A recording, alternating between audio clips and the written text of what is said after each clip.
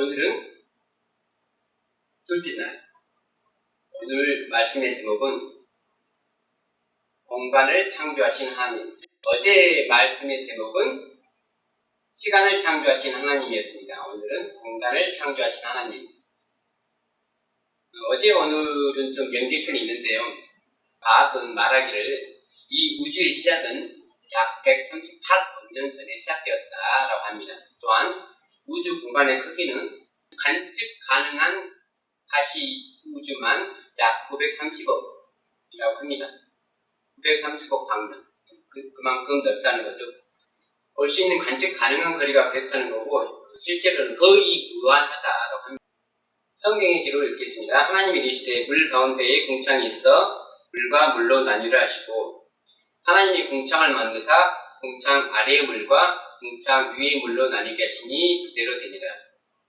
궁창을 만드시고 그걸로 끝내는 게 아니고 궁창을 또 이름을 짓습니다.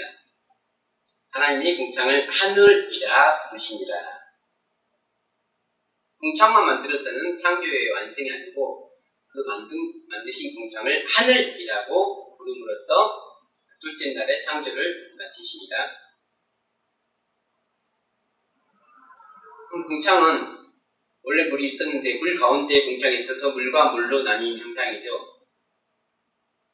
그러면 우리는 여기서 알 수 있는 게 하나님이 둘째 날 만든 궁창, 곧 하늘은 한계가 있는 물과 물 가운데 있는 공간이라고 하는 것을 알 수가 있습니다.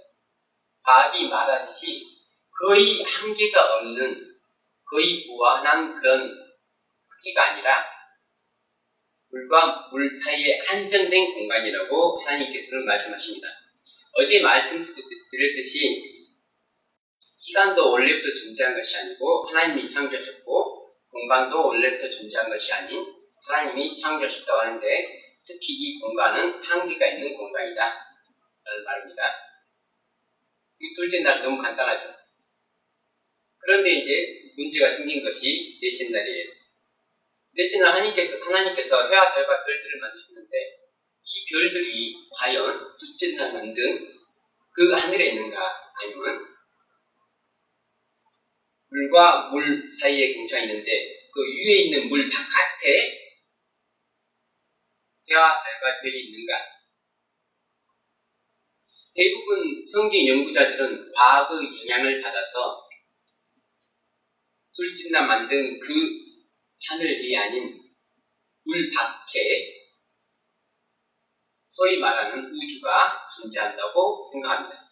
사실 하나님께서 만든 둘째 날 만드신 하늘이 우주를 포함한 개념임에도 불구하고 성경과 과학을, 성경도 믿어야 되고 과학도 믿어야 되는 성경학자들은 약간씩 타협을 하는 거죠. 우리가 믿어야 되는 하나님은 성경에 기록된 하나님임에도 불구하고, 성경에 계시된 하나님임에도 불구하고 계시되지 아니한 과학에게 우리가 불복하고 있는 것입니다. 하나님이 이르시되 한대 궁창의 광명체에 있어 낮과 밤을 나뉘게 하고 그것들로 징조와 계절과 날과 해를 이루게 하라. 해와 별들을 하나님께서는 하늘의 궁창에 주셨다고 말씀하고 있습니다. 하늘의 궁창에 광명체에 있어 낮과 밤을 나뉘게 하고 그것들로 징조와 계절과 날과 해를 이루게 하라. 또 광명체들이 하늘의 궁창에서 땅을 유출하시니 그대로 되니라 라고 결론적인 글을 기록하고 있습니다. 오늘은 우주는 언제 시작됐고 우주는 얼마나 큰가에 대해서 알아보고 있는데요. 넷째 날 별들에 대해서 우리가 또 하나 생각해 봐야 될 것은, 별들은 언제부터 존재했나, 별들은 어디에 존재하나, 이 두 가지 질문에 대한 답을 우리가 얻어야 되는데, 이 답을 얻기 위해서 성경을 믿는 그리스도인들은 성경에게 물어봐야 되죠. 신한 사람이 과학에게 물어보는 건 죄가 아닌데, 성경을 하나님의 말씀으로, 유일한 하나님의 말씀으로 받아들이는 그리스도인이 이거에 대해서 과학에게 물어보고 성경에게 묻지 아니한다면, 하나님이 이르시되 하늘의 궁창에 광명체들이 있어. 이 말은 무슨 말이냐면, 신중경 성경에 And God said, Let there be light. 광명체들이 있으라 라고 하는 창조의 명령입니다. 1장 3절에 똑같은 문장이 나오죠. And God said, Let there be light. 빛이 있으라. 빛이 있으라고 했을 때 어떤 빛을 만드셨잖아요. 여기는 광명체들이 있으라. 그래서 어떤 광명체들을 만들으셨대요. 해와 달과 별이 원래부터 있었던 것이 아니고 하나님께서 넷째 날 만드셨다고 기록하고 있습니다.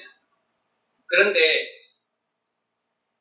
과학을 성경과 동등하게 성경도 믿고 과학도 믿으려는 사람들이 그렇지 않을 것이다. 모세가 하늘의 궁창에 광명체들이 있으라고 표현을 했지만 하늘의 궁창 밖에 하나님께서 만드실 것이다. 왜냐하면 과학이 우주가 그렇게 무한하다고 하니까 과학의 말을 하나님의 말씀보다 더 듣는 거예요. 예수님이 모세의 글은 1.1핵이라도 떨어지지 않고 다 이룬다고 하셨는데 1.1핵이 아니라 많은 부분을 무시하고 있어요. 창세기 1장에 나온 글 중에서 첫째 날과 둘째 날과 넷째 날은 그리스도인 성경 연구자들이 가장 많이 하나님의 말씀대로 연구하지 않고 자기 마음대로 연구하는 날들입니다. 오류를 주장하는 사람들도 성경을 인용합니다. 자기의 주장을 입증하기 위하여 성경을 인용합니다. 우리가 성경을 연구하는 이유는 하나님의 뜻을 알기 위해서 연구해야 함에도 불구하고, 왜냐하면 성경은 하나님을 계시해주는 책이기 때문에 하나님이 어떤 분이고 어떤 생각과 어떤 목적과 어떤 의도를 가지고 이 세상을 창조했는가가 그들에게는 중요한 것이 아니고 이 성경 말씀이 과학과 들어맞아야지 세상으로부터의 비난을 모면하기 때문에 그렇습니다.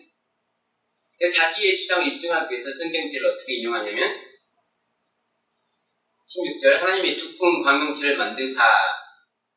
그래서 만드사라는 말에 문제를 삼습니다. 히브리어에서 창조하신이란 말은 바라라는 동사를 사용하고 만들다라는 말로 여기에 만드사라고 한국어로 된 히브리 말의 언어는 아사라는 말이기 때문에 하나님께서 해와 달과 별을 그 당시에 만드신 것이 아니고 이미 있는 광명체를 사용하셨을 것이다. 또 16절 끝에 또 별들을 만드시고 라는 말에서 원문에 우리 개혁 한글이나 개혁 성경 중에 어떤 것들은 만드시고라는 말이 작은 글자로 되어 있죠. 그래서 원문에 없는 말이라는 뜻이죠. 별들도 그 전부터 있었는데 이 창조 때 별들을 활용하셨을 것이다.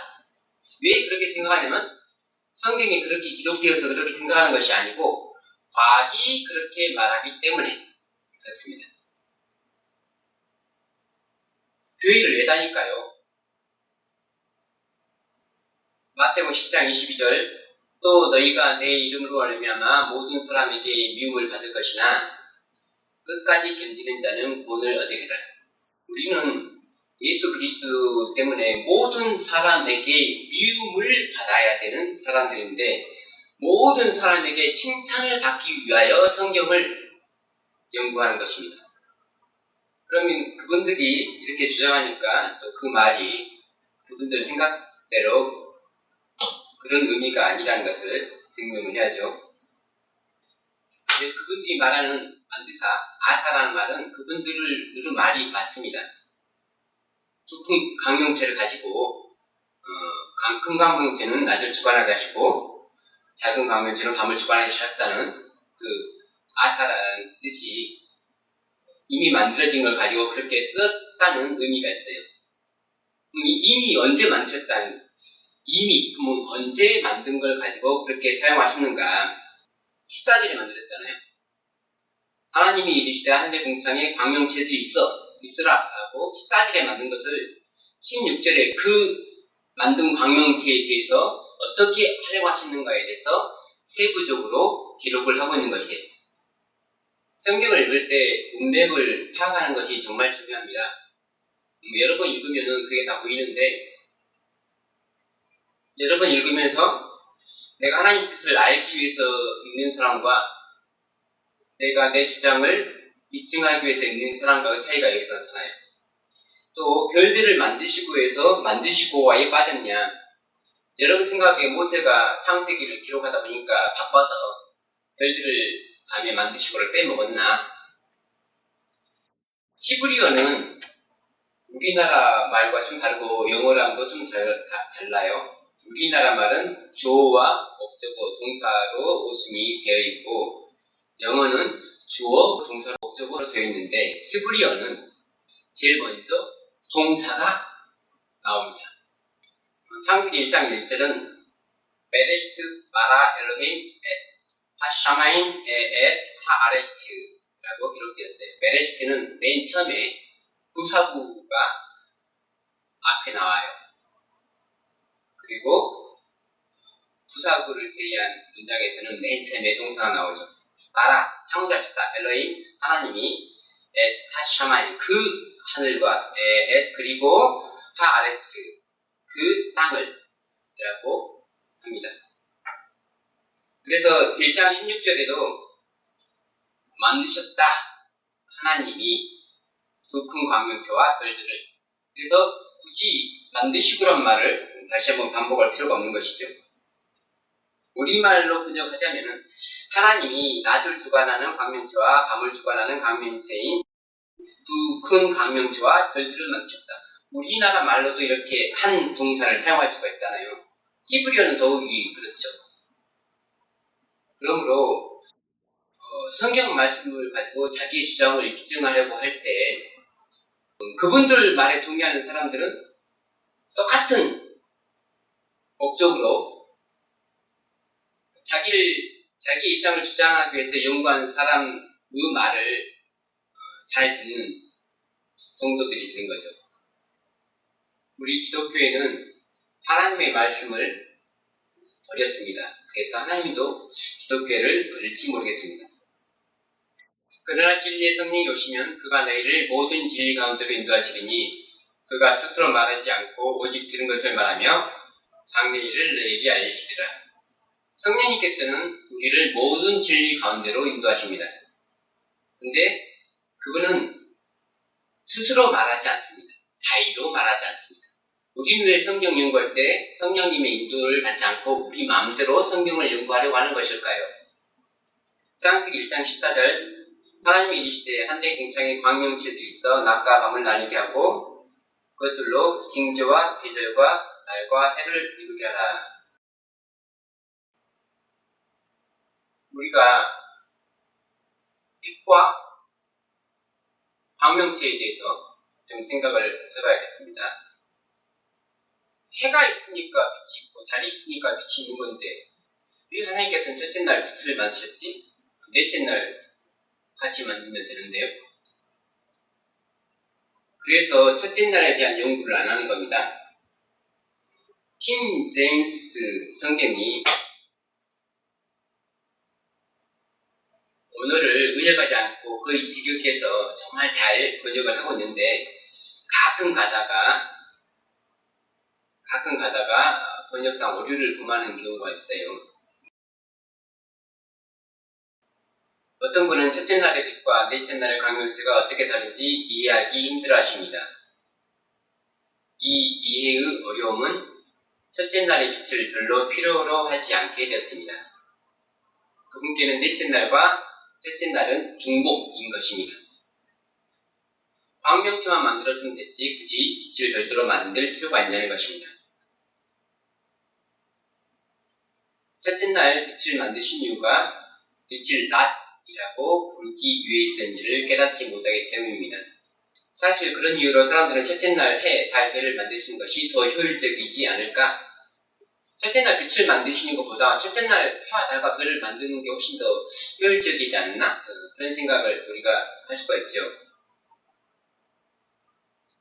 시간의 창조와 공간의 창조를 먼저 우리가 생각하지 못했기 때문입니다. 첫째 날의 빛은 시간입니다. 넷째 날의 광명체는 그 시간을 알려주는 시계입니다. 근데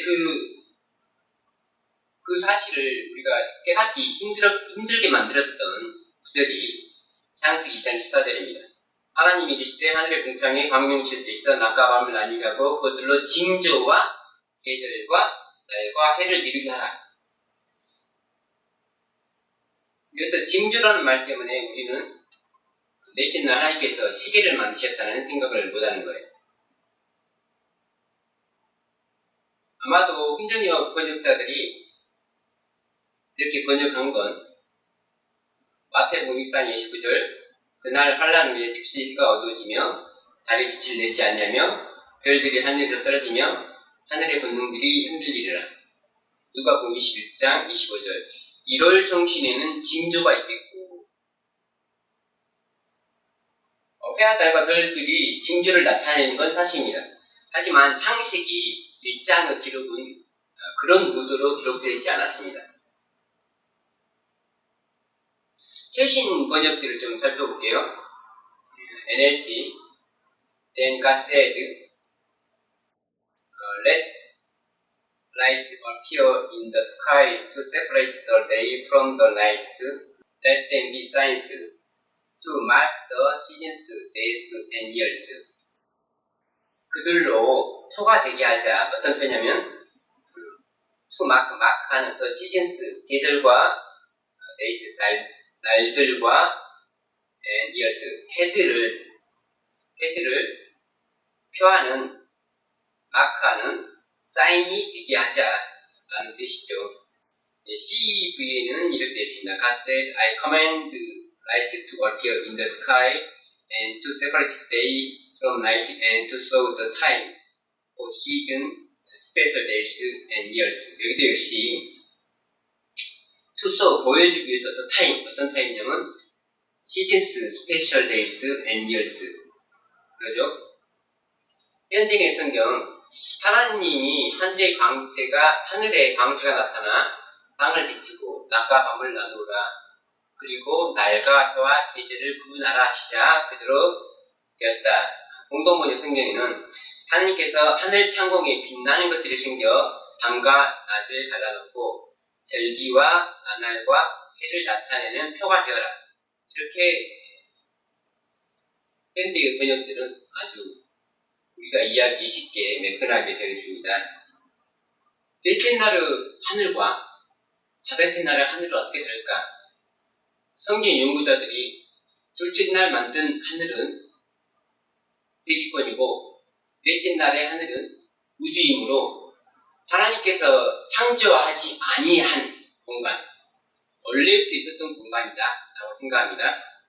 첫째 날 하나님의 신이 하나님의 영이 수면에 운행하시는데 하늘은 그 수면 속의 공창에 생겨서 이루어진 거기 때문에 성령님께서 운행하시던 그 하늘, 그 물 위의 공간을 우주 공간이라고 생각하고 그 공간에 해와 달과 별이 있다 라고 생각하는 거죠. 그렇다면 넷째 날의 기록에 하늘의 궁창에 해와 달과 별이 있으라고 했으니까 넷째 날의 기록은 약간 모세가 잘못 기록했다 라고 주장하죠.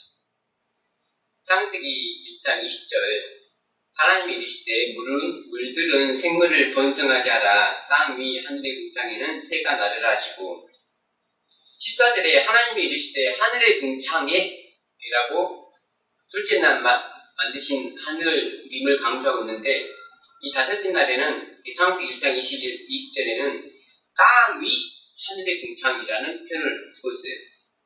하늘의 궁창과 땅 위 하늘의 궁창은 어떤 차이가 있을까요? 넷째 날의 궁창과 다섯째 날의 궁창은 어떻게 다를까요? 이 다섯째 날의 궁창도 둘째 날 만들어진 궁창이고 넷째 날의 궁창도 둘째 날에 만들어진 궁창입니다. 그런데 약간의 차이가 있습니다. 창세기 1장에 히브리어로 파님이라는 단어가 4번 정도 사용이 되었습니다. 파님은 얼굴이라는 뜻이에요. 얼굴. 우리가 창세기 1장을 읽어도 얼굴이란 말이 안 나오죠. 근데 한자어로 얼굴을 면이라고 하죠. 창세기 1장에서 얼굴은 면이라는 한자어로 대체되어 있습니다. 음정역에서 수면은 the face of the waters라고 되어 있습니다. 물의 면. 지면은 the face of all the earth. 땅의 면이라고 되어 있죠. 지면은.